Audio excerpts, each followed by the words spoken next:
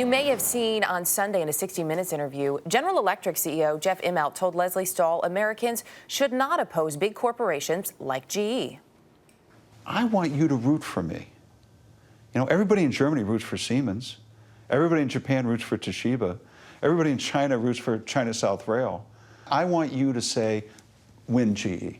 Do you not see any reason that maybe the public doesn't hold American corporations up here in the highest? I think this notion that it's the population of the U.S. against the big companies is just wrong. And joining us now is former Democratic Senator Russ Feingold of Wisconsin. He created a political action committee earlier this year called Progressives United. Sir, good to have you with us this morning. It's almost morning here in Wisconsin. It's close enough. The sun will be up eventually.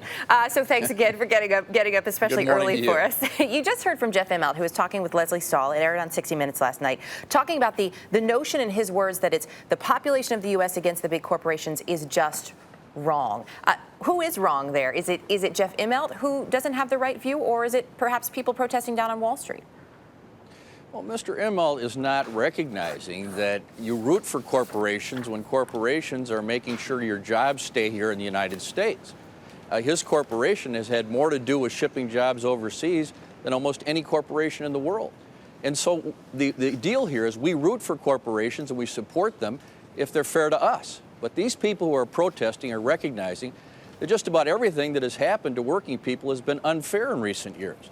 You have the greed on Wall Street, you have the very wealthy insisting that they not contribute at all to solving our deficit and our debt problems. You have corporations buying up the political process through secret donations. People have had it. And it's time to say not we hate corporations, but people have to acknowledge the pain and the suffering that is going on throughout this country. A lot of people would acknowledge that pain and suffering. They are feeling it firsthand every single day.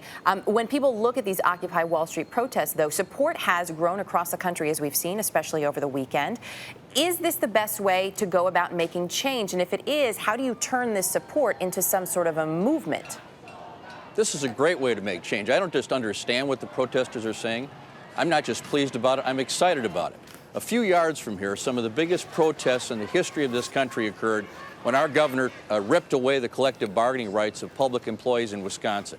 We did it here, and I think this is going to happen all over the country because people have been kicked when they're down over and over again. You can only kick people so long before they react. So this is time now for accountability.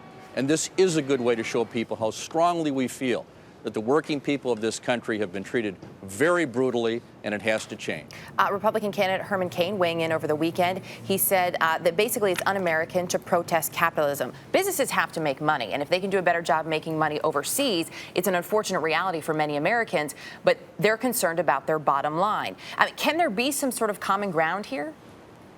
There's nothing more un-American than a person like Mr. Cain trying to intimidate people from exercising their right to protest. There is nothing more American than peaceful protest.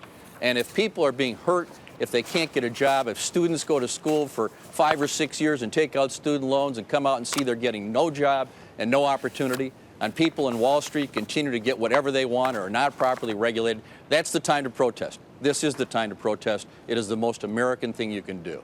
Former Senator Russ Feingold, thanks for being with us this morning. My pleasure.